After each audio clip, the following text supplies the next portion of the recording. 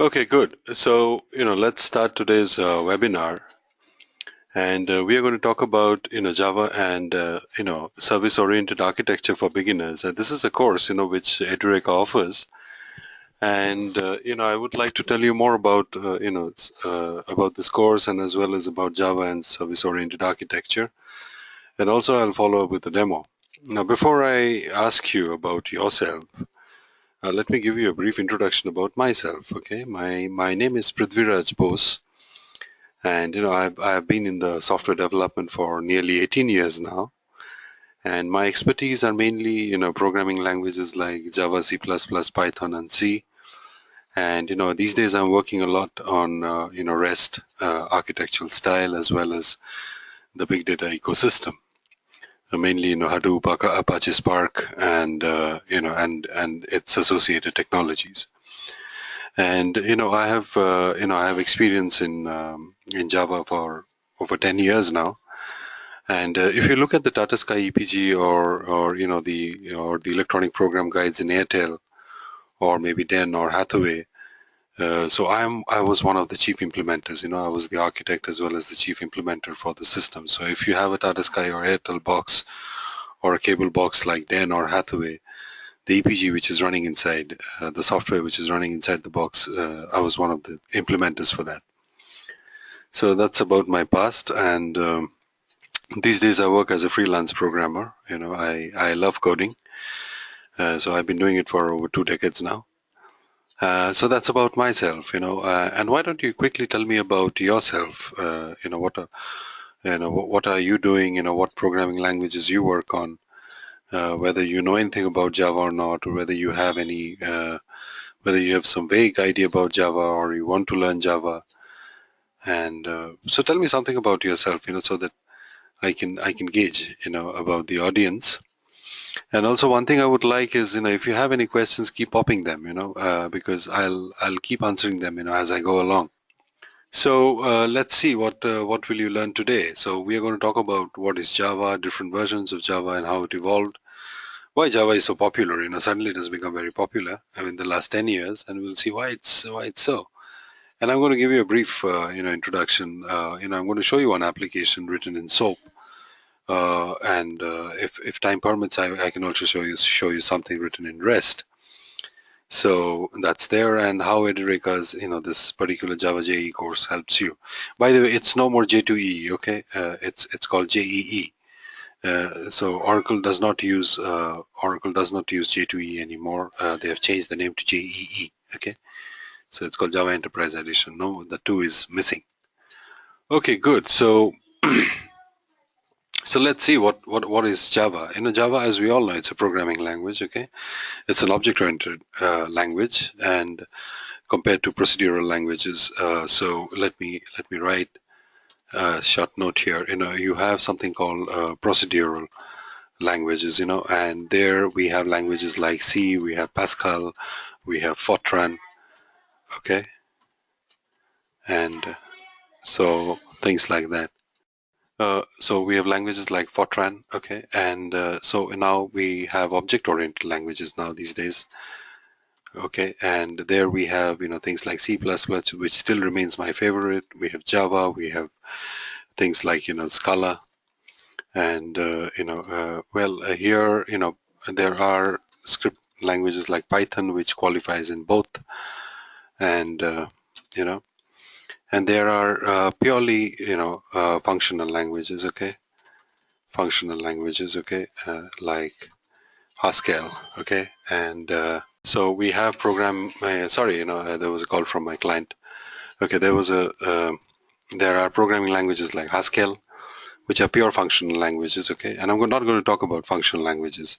So, and you can also do a bit of functional programming with Python. You can do it with Scala.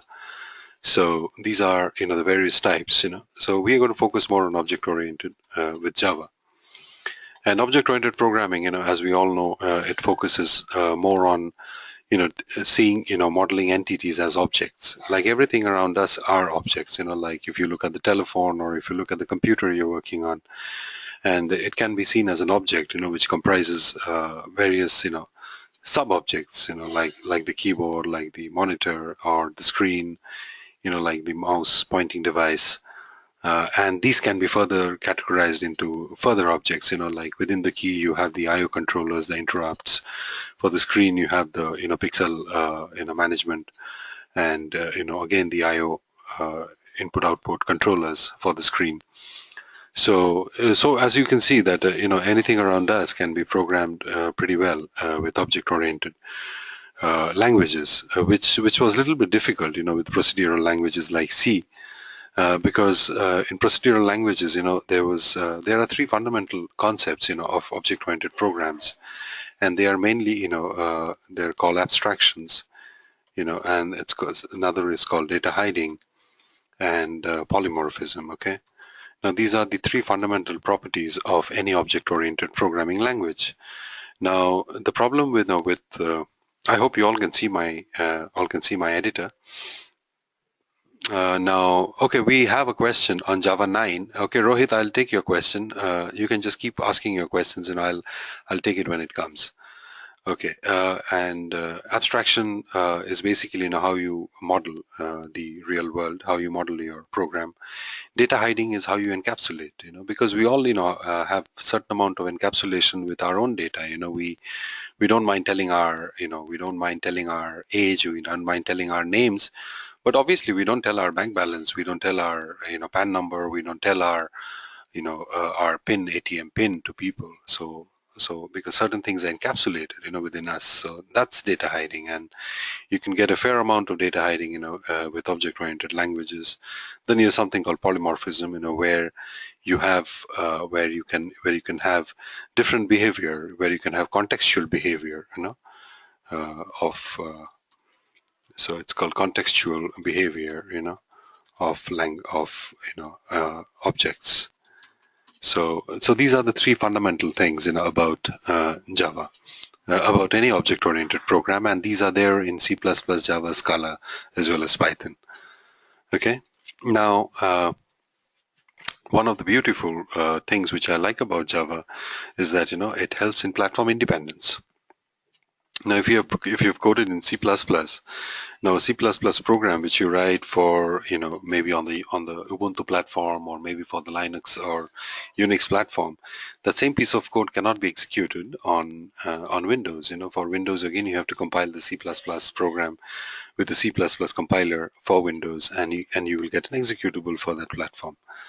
But when you're working with Java, Java, it generates class files. Now, these class files are, platform independent. So you can take a class file anywhere on any platform, be it Linux or be it Unix or Windows, and it's going to work seamlessly. So we are going to see that, how it works seamlessly, and also, it was developed by James Gosling and his team at Sun Microsystems around 1994.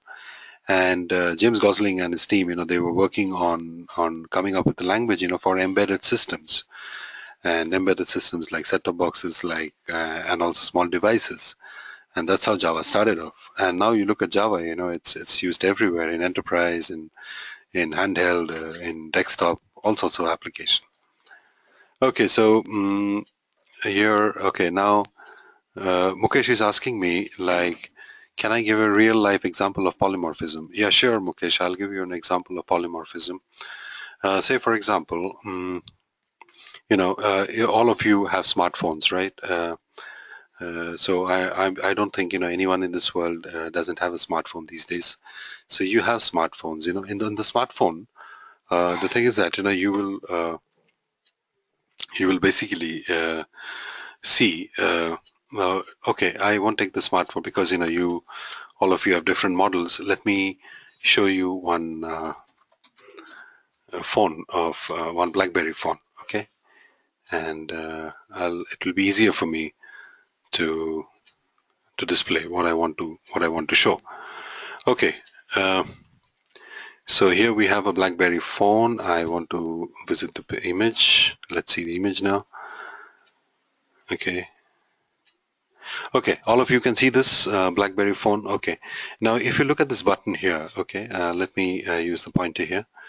I have a pen, and I choose the color as red. Okay. Now, if you look at this button here, okay, this button. Now, what it does is, when you're talking to someone, and once you're done with the call, if you click on this, if you press this, this basically disconnects the phone call. Okay, so that means when you're talking to someone, this button behaves like a disconnect button. And when you're not talking to someone, when the phone is in just a normal mode, when it's not used, when it's not in use, this particular button will be acting as a power up, power down button. And similarly, if any phone call comes and you want to reject the phone call, you don't want to take the phone call, you can still press this button. It will cancel the call.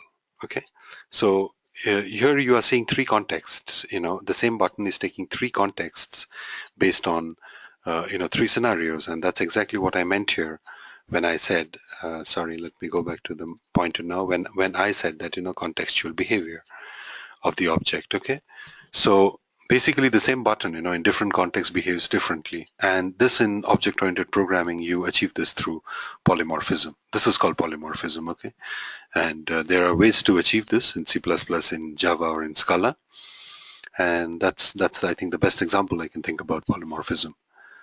Okay, so Mukesh, is this example good enough? Is this absolutely clear to you what polymorphism means? Okay, great. So now let's go back to the slide. So that's polymorphism, because a lot of people give a lot of silly examples of, cat, dog, rat. I usually don't like giving those kind of examples, because in real programming, you don't deal with cats and dogs, right? You actually deal with this sort of thing. So I prefer giving such examples where you can relate to real world, rather than saying dog bark or cat doing mew, or, a crow cawing.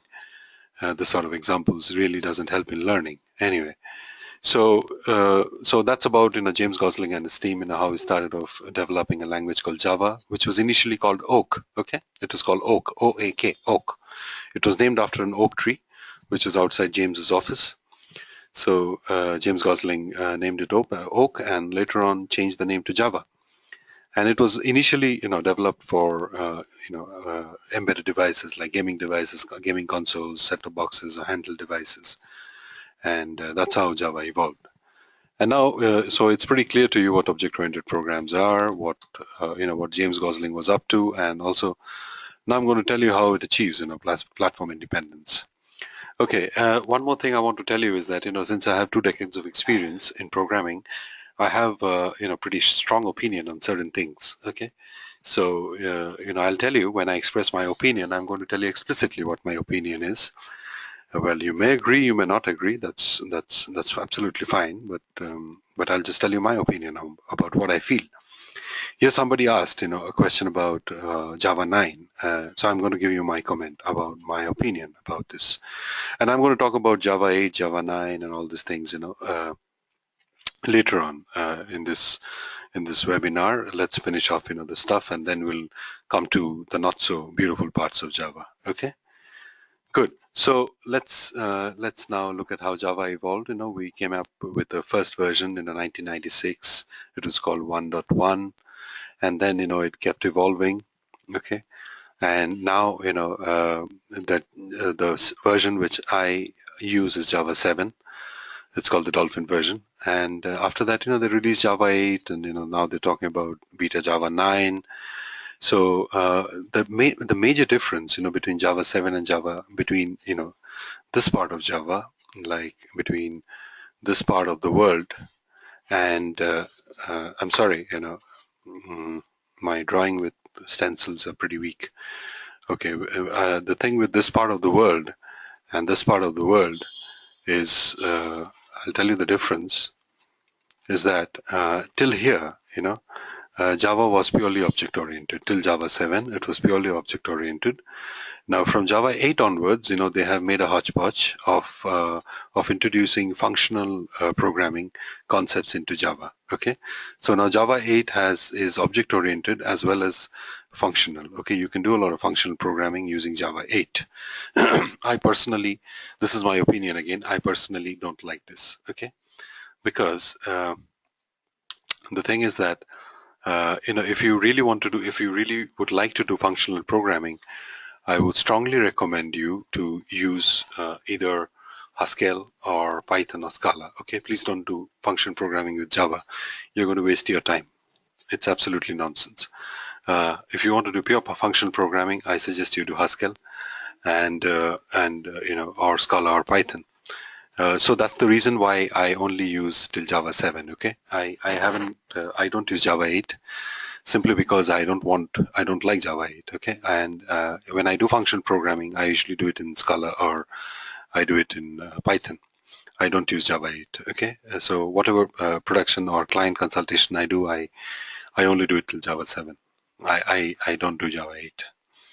And but whether you would like to learn Java 8 or not, or whether you want to learn Java 9 or not, these are your personal choice.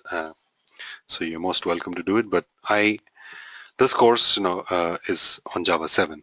We haven't introduced Java 8, and so far, as far as I know, there is no live production system in the world which is using Java 8 so far. Okay, so Java 8 is not used. They are still used as prototypes, but I don't know any company anywhere in the world who has deployed a live system on Java 8. Okay, if you know about any company or any system, please let me know, because as far as I know, nobody is using this in production in India.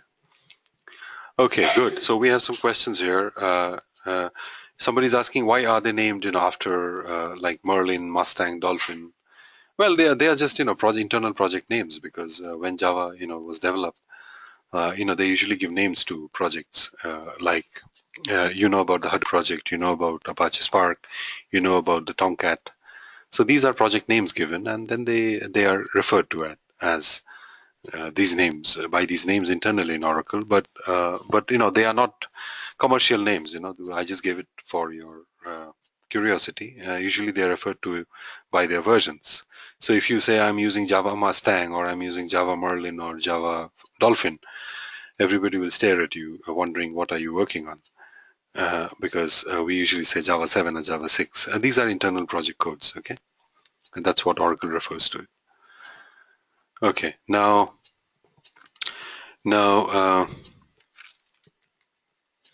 okay, one more, Kiran, can you give examples of functional programming? Okay, Kiran, look, I'm sorry, I cannot talk about functional programming, because functional programming by itself, it's a different animal altogether, okay? Because if I have to show you functional programming, then first I have to tell you what functional programming is. And I don't think it will be appreciated given the time we have, because I hope you understand, Kiran, but I can briefly tell you what functional programming is. Basically it is that that in object oriented, it's all about maintaining states. Okay, so objects, like objects, maintaining states. Okay, in functional programming, state is not mentioned. Okay, state is not maintained. Okay, and everything is input output based. Okay, so like you have a method, you have a function, you pass certain parameters, and it processes the parameters and it gives you the output. It doesn't remember any state, and this in computer science is called reentrant code. Okay, so all code is reentrant. Okay, which is not the case for object oriented. Objects do maintain states. So Kiran, that's the most concise explanation I can give you about functional programming, because that's a very difficult part of computer science. Okay, um, so it won't be possible for me to explain functional programming. But this is the paradigm. Okay, I hope you understood the philosophy of function programming versus object programming. Okay, good. If you have understood that, that's function programming. Now, how you do it, what is the syntax? Don't worry about that. Okay. Okay, Ravi gave a fantastic example. Is C a functional programming language? Well, you can do functional programming with C. Yes, Ravi, you are right. You can do functional programming with C, but still, functional programming uses something called lambdas. Okay, which is missing in C. Okay, so but still you can do fair amount of functional programming with C language. Okay, good. So let's move on. I hope you're finding this interesting because we are talking about a lot of things which are not there, in the slide, and I hope it's going to make your understanding even better.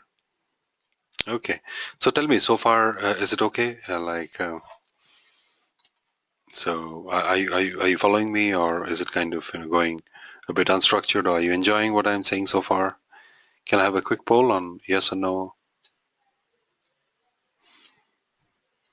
Okay, good. Keep asking questions because once you ask questions, we can have a good time, discussing about a lot of things. Okay, by the way, once you've installed Java, you can check the version, what version is installed, by giving Java minus version. So, like if you go to the command prompt and assuming Java, is in your class, is in your path, system path. So if you give Java minus version, so it will say, I have Java version 1.7 installed, and the hotspot versions are, 1.7. That's the JRE build. And I have a 64-bit operating system, so it's saying a 64-bit server, hotspot server. So that's about the Java version. Okay, so let's see, where Java is used. I think we all know, if you are using Android phone, Android is purely written in Java. If you have the apps, most of the apps are written in Java. There's a big use of Java in data science and big data technologies. If you look at Hadoop, or if you look at Hive or Solar, Apache, these are big data projects. They're all written in Java, okay? The Apache Hadoop is written in Java. Solar is a search enterprise, big data enterprise search framework from Apache. So that's also written in Java, and it's based on an Apache framework called Lucene, okay? Lucene. So Elasticsearch, Solar, they are all based on Lucene Apache framework, and they are again written in Java. So you have even Hive, which is a high-level SQL-like query language for big data, non-structured data. That's also written in Java. Even if you look at the Apache Tomcat web server, that's written in purely Java. If you look at application servers like Wildfly from JBoss or Glassfish, which is the reference application server from Oracle, so these are all written in Java. If you look at database connectors, if you're doing JDBC, and when you use the Type 4 driver to connect to MySQL or Oracle, so the database which you use, the Type 4 drivers for JDBC, they are all pure Java drivers. Previously, they had a mix of Java and DLLs, which was written in C, C++. Now the full stuff is written in Java. So Java has been used to develop a lot of frameworks like Apache projects, including Hadoop, Lucene, Solar, as I told you, as well as Elasticsearch. That's again another NoSQL document-based database, which is purely written on in Java. Okay, Elasticsearch. Elasticsearch is again one of my favorite topics. I teach a lot on Elasticsearch. It's basically a NoSQL document-based database. Okay, and search framework. Okay, based on Apache Lucene. Okay. So if you go to my blogs, if you I can show you my blogs. If you have some interesting articles there on Elasticsearch and other topics, you can go through it. You'll find things of your choice there. So anyway, so let's come back to our stuff. So why is Java so popular? You may be thinking that why suddenly Java is popular.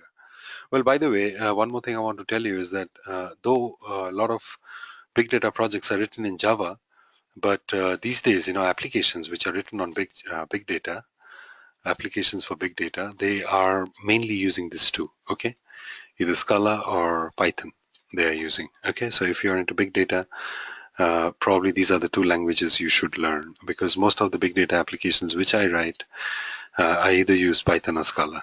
I don't use Java. So, well, there are Java APIs, but I personally find them very cumbersome. So I prefer using Scala or Python. But that's again my choice. You can evaluate for yourself. Okay, so that's the thing, just make sure that in addition to Java, you know what's going on in the real world. Okay, and if you're using the traditional enterprise, servlets, that's where Java is still very popular. If you're writing Hibernate and Spring applications, Java is still very popular there. Okay, but when it comes to big data, Python and Scala is making good inroads. Okay, just bear this in mind. Okay, so what is the reason for Java's popularity? One of the reasons I see is that it has excellent community support. Excellent community support. So if you go to sites like Stack Overflow or Java Ranch, and if you pose your questions, project problems, or in an implementation problem you're facing, within a couple of hours, you're going to get tons of reply on somebody may have solved this. Okay, so it has good community support, and actually Stack Overflow is kind of giving support to a lot of other technologies. So that's what makes it very popular. And secondly, most of the open source projects are Java based. If you take a poll, I think maybe 60-70% of open source projects are in Java. Most of the Apache projects are in Java. So they are written in Java. Maybe some parts are still in C++, but most of them are still on Java.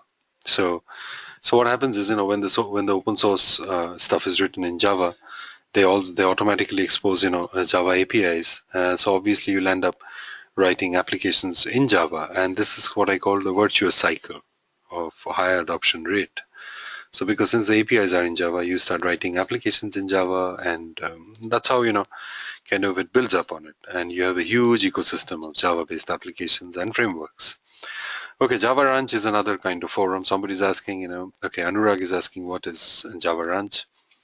Java Ranch is a forum. You can go to javaranch.com. It's like a Stack Overflow. It's a forum, programmers forum, where you can post questions like expert exchange. You can pose your doubts, your questions, and somebody will answer to it. Is this clear, Anurag? Okay.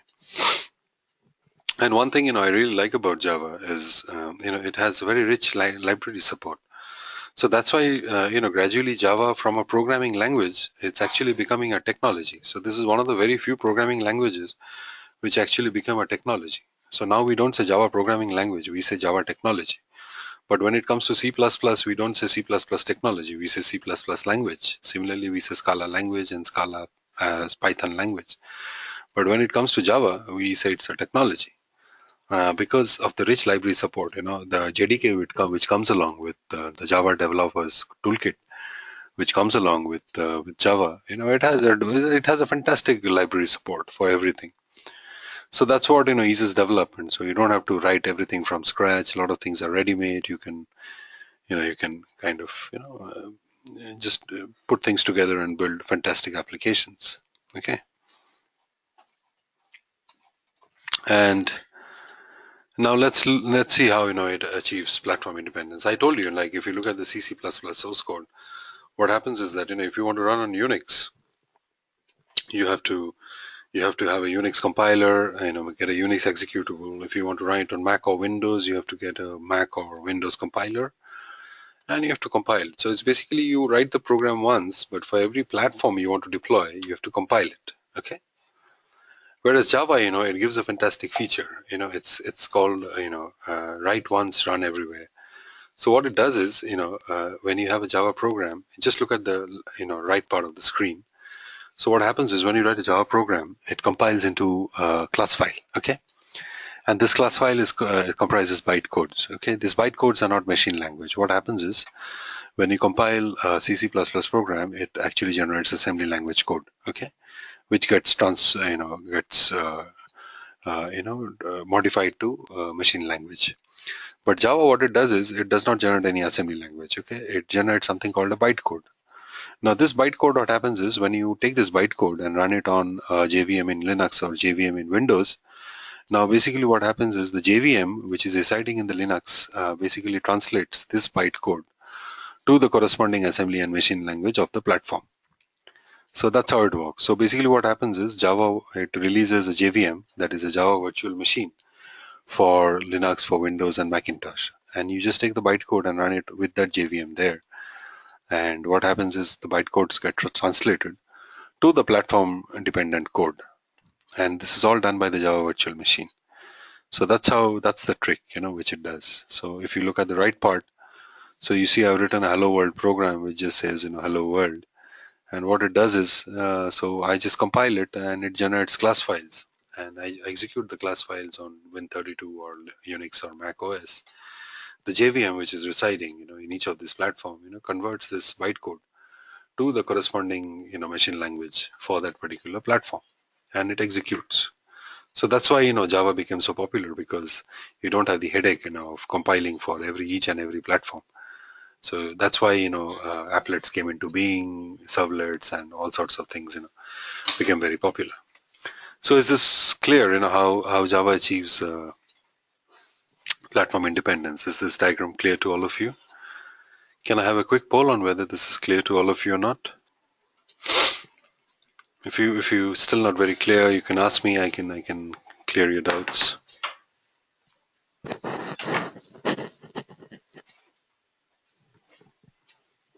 Okay, what about Anurag? I3, Kiran, Mukesh.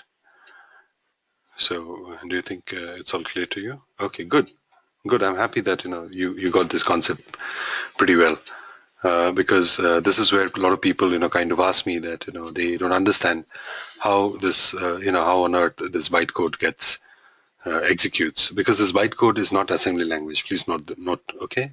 This is bytecodes are proprietary symbols, symbol logic, which gets translated by the JVM to the corresponding machine language of that platform. Okay, so you have a JVM for Windows, you have a JVM for Linux, you have a JVM for Mac. Okay, and this JVM takes care of translating this pseudo symbolic code to the actual machine instructions for these platforms. Okay, good. So now let's a little bit focus on on what how Edureka's this particular course is going to help you. Now look, this Edureka's course, it's kind of encapsulated course of Java, JEE, and SOA. It teaches you, Java programming language. It teaches you JEE. Mind you, it's not J2E anymore. It's called JEE, and it teaches you SOA. Okay. But if you're looking for a specific course on SOA, I think you can wait for a while till Edureka launches its web services in Java course, which just focuses on SOAP and REST. So here, what happens is, in this is a 12 module course. I think no, not 12. It's a 14 module course, and each module is 3 hours. So you have total 42 hours, and this 42 hours is divided into Java programming language, JEE technologies, and SOA. Okay. Now in the Java programming part, you learn all about Java programming. In the JEE part, you learn in JEE typically, you have a 3-tier application where you have a client tier, where you have all your servlets, your Ajax applications, or your JavaScript stuff, which comes on your web page. Now, when you send a request, it goes to a business tier. That's where all your servlets, all your EJBs and your JSP sit.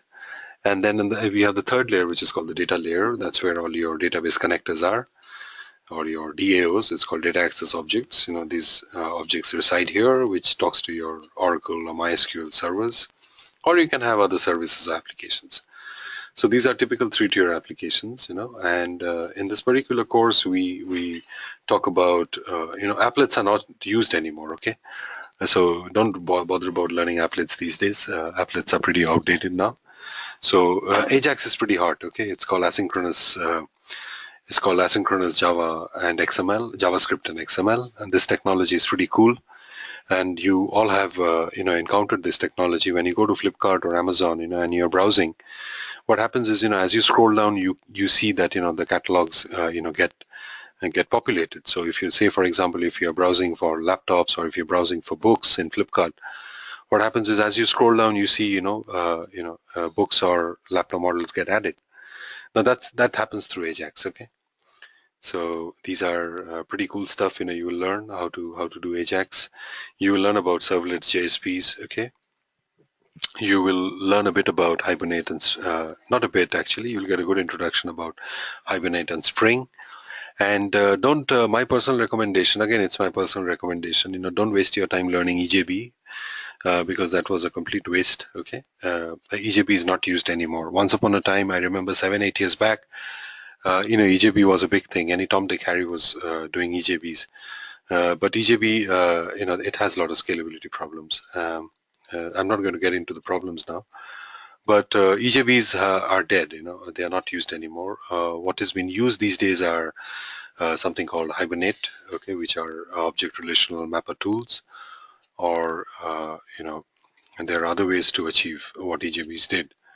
So that's why we don't teach you EJB. We instead we talk about Hibernate, which is an ORM tool. It's called Object Relationship Mapper.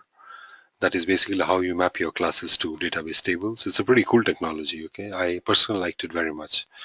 So we teach you Hibernate, we teach you Spring, we teach you servlets, JSPs, Ajax, and also we teach you how to connect to database using Spring and Hibernate technologies. So that's for the Java part. For the JEE part. And then we come to something called service-oriented architecture, where we give you a full lowdown on various types of service-oriented architecture, which is there. There are a lot of design patterns in service-oriented architecture, so we teach you that. And in addition to that, also we teach you how to write SOAP programs, how to write REST. Okay, there are basically two types of service-oriented architecture. Okay, I'm just going to write it here. In service-oriented architecture, either you can do it using a SOAP or you can do it REST. SOAP, it's pure XML based, okay, and XML over HTTP, okay, and REST is anything, okay, over any protocol, okay. And these are very different, and these days this is pretty popular. SOAP is gradually dying out, okay. Now most of the applications I see are REST based, and that's one cool technology you should learn, okay. So you can go through my blogs. There are a couple of good articles on REST, and in case you want to ramp up your REST, you can go through them. Okay, so that's about the REST we are going to teach, and I think you all know what service-oriented architecture is. And this today, you must have heard something called SaaS. It's called software as service. Okay, software as service. So, and there's also called PaaS, which is platform as service. Okay, now this is a big thing these days. Okay, so now these architectures are achieved using SOAP or REST, but most of the things which I see these days deployments are on REST rather than on SOAP. Okay, abbreviation for somebody's asking me. Okay, Mukesh is asking me what is the abbreviation for REST. Okay, SOAP is a simple object access protocol, and REST is representational, okay, state transfer. Okay, so that's called representational state transfer. So that's what REST means. Okay, and if you look for REST specification, and so REST was done REST. If you look at this guy was pretty cool guy. I like this, like him very much. And I one sec. So if you look at his name, his name is Roy Fielding. So you can read about Roy Fielding. He's the guy who in his thesis came up with the REST architecture style at least 15-20 years back. Okay, so it's in 2000, so it's now 15 years back. So it's pretty old. Okay, and REST. The thing is, I personally like REST a lot. Okay, and REST, you can send anything. A lot of people think that only you can send only JSON. In REST, it's not necessary. You can send JSON, you can send XML, you can send YML. Okay, you can send custom objects. Okay, you can send just damn anything. Okay, so don't think that REST means JSON. You can send anything, though JSON is very popular these days. Okay, but you can actually send anything. Okay, you can even send HTML. Okay, you can send HTML forms. Okay, you can just practically send anything you want. Okay, so that's about it. Okay, okay, Ravi. So I hope your doubt is clear, right? So REST, is you can do anything. You can send anything actually. Okay, good. So that's how it works. If you look at a traditional service-oriented architecture, what happens is, you have a service broker here, and what happens is, this broker, he registers whoever wants to use his service to a registrar. And if I am a client, I can look up for services, and I can get the broker who's providing it. And when I get the broker details, I can through an API, XML or whatever format, I can directly contact the broker and get the services. Okay, it can be temperature services, it can be stock codes, it can be anything. Okay, so that's how REST.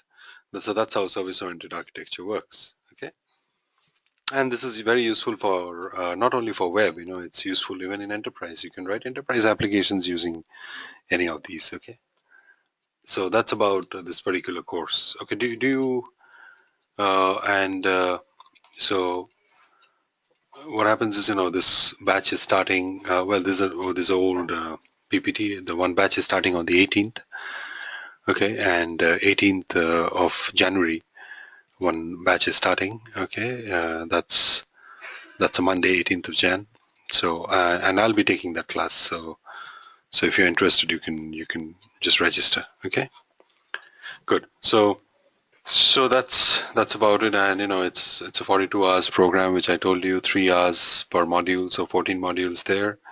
You have loads of assignments, cumulative 45 hours of assignment. You have a project work, which is of 20 hours, and you have lifetime access to the material, and you have 24/7 support. So you can post your doubts, and somebody will sort it out. What kind of things you are facing, problems you are facing. So as I told you, in this particular thing, you learn about Java programming. Here, you learn all about enterprise. How to handle XMLs, servlets, Ajax, JSPs, database connections, Hibernate, Spring. Here you get an introduction on various design patterns for service-oriented architecture, as well as you get a lowdown on SOAP and REST. So right, the batch timing. Okay, there are a lot of questions now. Let me take one question at a time. Well, Madhu, I take a lot of other courses also. I take courses for Edureka. I do mainly Java courses, and elsewhere, I teach Python. I do courses on Hadoop. So, and the batch time, Ravi is asking what is the batch time. The batch time is Monday to Friday, 7 o'clock to 9 o'clock. Okay, 7 to 9 o'clock in the morning from Monday to Friday. So it goes approximately around 4 weeks. Okay, so okay, it's IST, Madhu. It is Indian Standard Time, 7 o'clock in the morning till 9 o'clock in the morning, Indian Standard Time. So wherever you are in the part of this world, you can just calculate that time. If you are in the US, probably it will be some time in the late evening for you on the previous day. Okay, so I'm going to show you one quick demo, and how we can use REST, SOAP, and if time permits, I can show you something on on REST as well. Okay, so I'm going to show you, SOAP based web services with attachments, and I'm going to use Apache Tomcat for this. What I'm basically going to do is, I have a web service, which basically takes, a list of numbers. It can take any numbers, 2,000, 3,000, 4,000, 10,000 numbers, a list of numbers. And what this web service does is that, it goes through each number and tells me whether the number is a prime number or not. Okay, and returns me a list. So if I send the web service a list like this, the output is that against each number it writes true or false. True means it's a prime number, false means it's not. So that's what my web service does. It's a typical mathematical web service which runs on the web. So I have got a math service here, okay, and so I'm not going to get into the code because obviously you don't know how to write web services. So, but just to give you a brief example, sneak preview. This is how you declare a web service. Okay, I basically annotate with web service, and then I annotate the type of binding I want to do, and I say that this is my method, web method, okay, which takes byte streams, okay.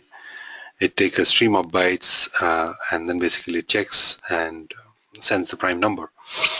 So what I'm going to do is I've deployed it on the Apache Tomcat, and I'm going to deploy my Tomcat. I'm going to run the server, and now I've written a client, okay, and the web server is started, and I've written a client here. And what the client does is basically, here is a way, how I find out the web service, how to connect to the web service. And please note that, I am sending this list of numbers here. Let me show you the numbers here. How fast and how, cool this stuff is.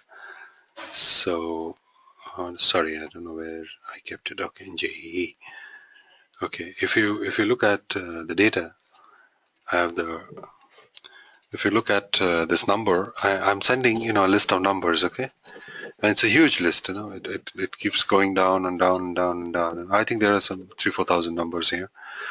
And what happens is, I read these numbers, and what I do is I send it to the web service as an attachment, okay?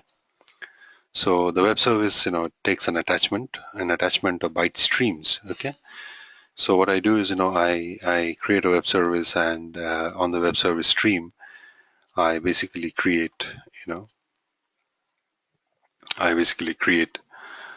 byte stream, okay? And on the byte stream, I send the numbers, and what it does is, this particular web service checks the numbers and returns me the output, okay? And once I get the output, I store it back in a file, which is this particular file, which will give me the result as this. So if I run this, just see how fast it runs. If I just run this, you will see that okay, if I now am going to run this application, it just says okay, service executed.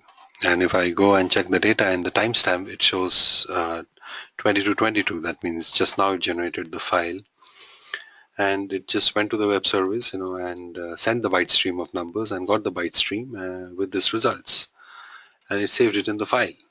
So that's what it did. I created a web service. I created an attachment, and with the attachment, I told them that this is my inputs, my buffered input stream and my buffered output stream, and I read the contents of the file, and I sent the contents, and it checked the contents and sent it back to me, the results. And if you want to look at the implementation, so this is how it goes. It's pretty straightforward.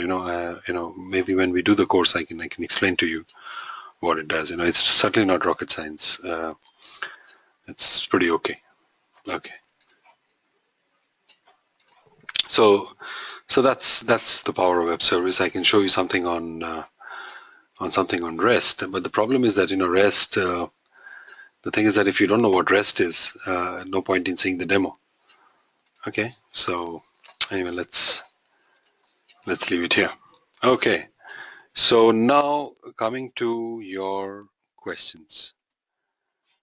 Okay. So now we have come to the end of this webinar. Now tell me the questions you have in your mind. If you have any question relating to your career, whether what course you should do, what course you should not, maybe this is the right forum for you to ask. Maybe your friends will also benefit from the questions you ask, because they may be having similar questions in mind. Okay, you are asking me any good books on web service. See, there is not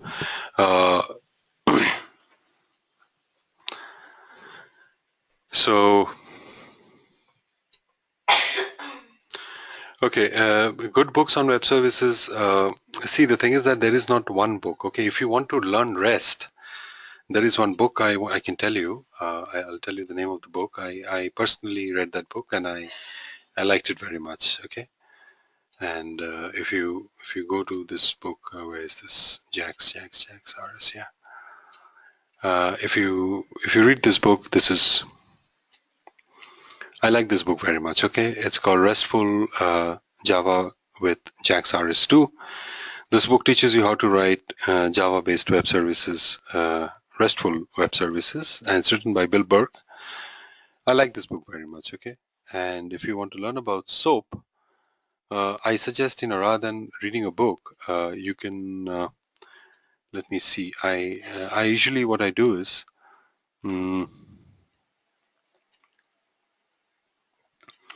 you can see good blogs are there on. I hope these blogs still are functional.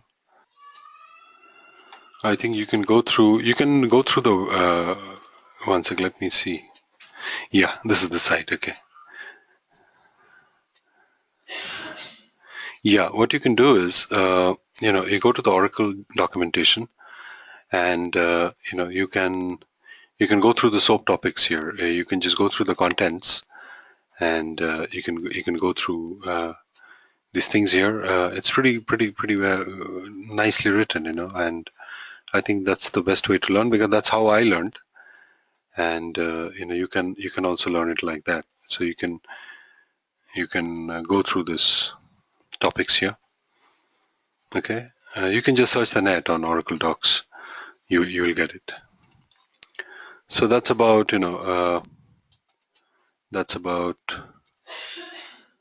okay. Good books on. Oh, so three. Have I answered your question? Three. Okay. Now there's a question from yeah, Madhu. See, the thing is that there are several batches of Hibernate, Spring, then this design patterns. These things are running. Okay. Now it's not necessary that I'll be always teaching it, because it depends on my availability. If I'm busy elsewhere, then someone else teaches. There are a lot of instructors. There is a pool of instructors. So based on people's availability, we get assigned to the courses. So it's not necessary that all Java courses I'll take, all maybe Python courses someone else takes. It's not like that. It's kind of a shared pool. So whoever is available takes it up. Okay. And Amarjit is asking, how's the career growth compared to the .NET development? I personally recommend, Amarjit, see, the thing is that you can learn .NET, not a problem. But but the thing is that I personally recommend that you also learn Java, because if you look at the open source stuff, it's gradually everything is on Java. And if you look at .NET, it's proprietary. It's Microsoft's proprietary. You need Microsoft's DLLs, Microsoft's Windows operating system to run .NET code, whether it is C# or ASPs and all that. So it's a little bit proprietary. So in terms of career, my bet would be on Java or open source technologies, because that's where the growth is. So have I answered your question, Amarjit? But again, having said that, don't constrain yourself from learning .NET. If you want to learn .NET, learn it. There's no harm in learning. Okay, Mukesh is asking, can I download the book from the net? Yeah, you can. There's a free edition available, so you can download that. You can just search on it and download. You can just search on Bill Burke's REST, Jax Harris book, so you'll get it. Okay, okay, Ravi, you can do e-commerce projects on J2EE, because PHP was used before. Now PHP is still good. PHP and Perl, they are pretty robust. But PHP is one type of technology. They are still CGI based technology. So if you want to use servlets, a lot of e-commerce sites use servlets. So there obviously Java JE is mandatory. And you can do JE projects. Okay, someone is asking that so that person has a close to a decade of experience, and there was a break in between the person took. So the person wants to know what is the market for senior developers. Well, let me tell you, see, if you are positioning yourself as a senior developer, that is, with a decade of experience, expectations are pretty high, okay? Very, very high, because if your experience is close to a decade, certainly you're not going to get a job of a fresher, or maybe as a beginner, because when you join, people will expect you to work like a senior engineer. They can't expect you to work like a new entry engineer or a junior engineer, just because you're new to the technology, because they will say, look, you have experience, so why don't you pick up? Like, I'll tell you something, given my 2 decades of experience, my expectations are huge from people. When I go to places, they expect architecture at drop of a hat.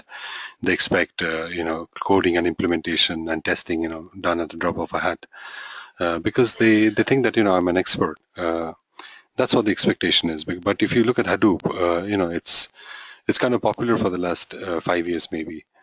But people expect me to be an expert in Hadoop. I can't say, look, I mean, I'm just a beginner. They don't expect that, because they say, look, you have 2 decades of experience. We expect some big things from you. So you get it, right? So and technology these days, mainly open source. It depends, what tier you're working on. If you're on big data, the technologies. If you're on the web front, if you're on the web development, definitely Ajax, and definitely Node.js, and definitely, because servlets these days, servlets are used.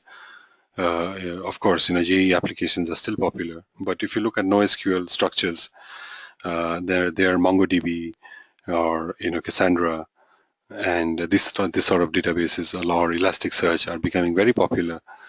And on the website, Ajax, PHP, Perl, these are still popular. And on the scripting side, Ruby, Groovy, these are very popular. And also, if you're doing on functional programming, you can still try with Scala or Python. Okay. Now, I hope I've answered your question, Rohit. Okay. Yes, Madhu, you're the batch starting on the 18th. I'm going to take that batch. Okay. So, okay. Well, Hadoop, Raj is asking, Hadoop is a Java-based technology. What is the scope? Well, Hadoop is mainly an enterprise, system for distributed file systems. Okay, you can store unstructured data across clusters. So it's mainly used for cluster computing. So and there are various methods of doing cluster computing using MapReduce or other techniques. So Hadoop is mainly used for cluster computing. Okay. Good. Any more questions you folks have? So I can answer that. Any more burning questions you have, I'll be glad to answer it, because we already past 10:30. So tell me if you have any more questions. I hope you found this session useful, because I really enjoyed talking to all of you, and I enjoyed your question. I enjoyed each one of you, or whatever you asked me. I hope you also found it useful, because there are a lot of things which I told you which is not on the slide. And don't worry, you will get the recording. The recording will be shared with you after, I think, maybe by tomorrow. So you can go through it, in case you want to rehash on anything. Okay. And yeah, you can. I don't know whether you can directly email me or not, but you can send a mail to Edureka saying that you would like to route this question to Prithviraj Bose, and so I will answer it. Course fee, hey boss, course fee, I don't know. Maybe even I don't know the course fee. No, I can help you with the course fee. Ravi is asking what is the course fee. Okay, let me see if I can help Ravi. Maybe they're updating the course fee. Maybe you're lucky. You'll get a discount. Let's see. Okay, yeah, this is the course. Let's see the course fee. Okay. Oh yeah, here it is. The one starting on the 9th Jan. It's a weekend batch. Okay. 9th Jan weekend batch. It's from 8 o'clock in the morning till 11 o'clock in the morning Indian Standard Time. It's 19,995, so it's basically 20,000 Indian rupees. And the one starting on the 18th Jan, that's a weekday batch from 7 in the morning till 9 Indian Standard Time. That's another 20,000 Indian rupees. Okay, so okay, what is how is it different from comprehensive Java? Comprehensive Java, basically, see, they are more or less the same. Ravi, sorry, Mukesh. Because as I said, this particular course, Java, JE, and SOA, they teach you all three. But in the comprehensive Java, they teach you just the Java programming part. Okay, if you look at this slide here, I showed you this slide here. Okay, okay, so so comprehensive Java teaches this, and this particular course teaches everything. Well, Mukesh has a nice question that both are available in Edureka. Yeah, why not? This is what happens, when you go to a shop, the same kind of phone comes in 5 models. The same kind of food, comes in 3 variants. So if you want to go to order Chinese food, they will say, do you want, oyster sauce, manchurian, this Szechuan sauce, this sauce, that sauce, and that leaves you confused, because today is the age of differentiation and segmentation.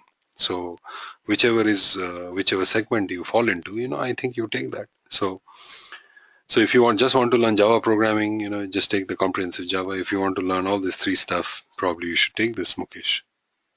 Well, the certificate, Mukesh is asking, will the certificate help me in the market? That honestly, I don't know, because I really don't have the data for that. I cannot tell you that, these are the people who got placed or who did not get placed. So maybe I think you can route that question to Edureka, because see, my job is more to give you the fundamentals so that you are absolutely industry ready. Okay, so that, because the type of code which I show in my classes, they are absolutely production quality. Now, whether you'll be able to get a job or not, that really, I don't have data.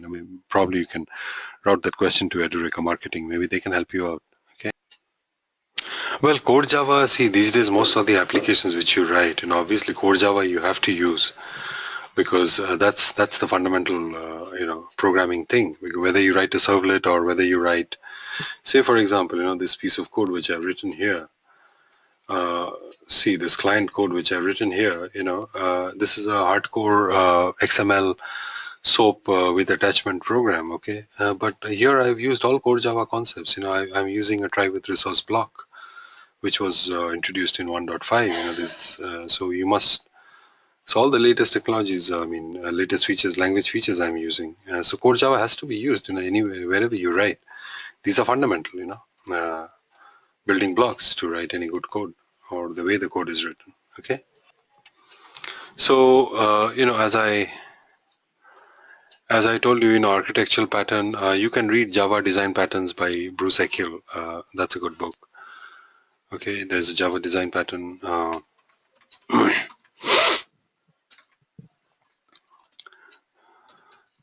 I think there's a book by Bruce Ekiel. I think you can see one of these. No, this is a useless book. Enterprise into, no, not this one. Sorry.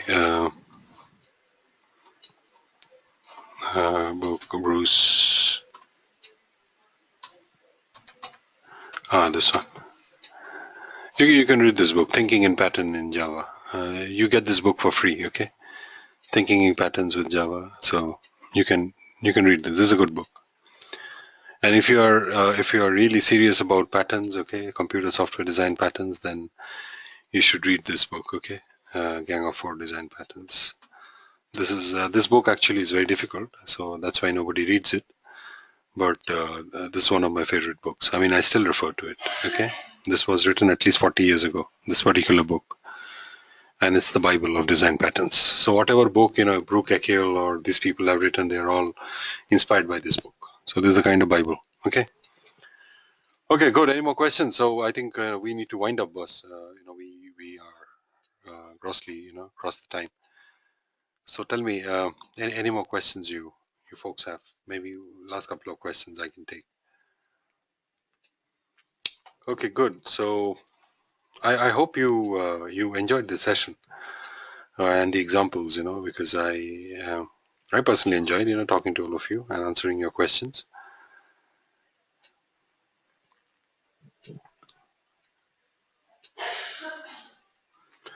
Good. So I'll be winding up and have a great time. I wish you a wonderful new year. May this 2016 be great year for you. May you realize all your latent dreams which you wanted to do for a long time. I think probably you can take it up in 2016 and make it a memorable year in your life. Okay.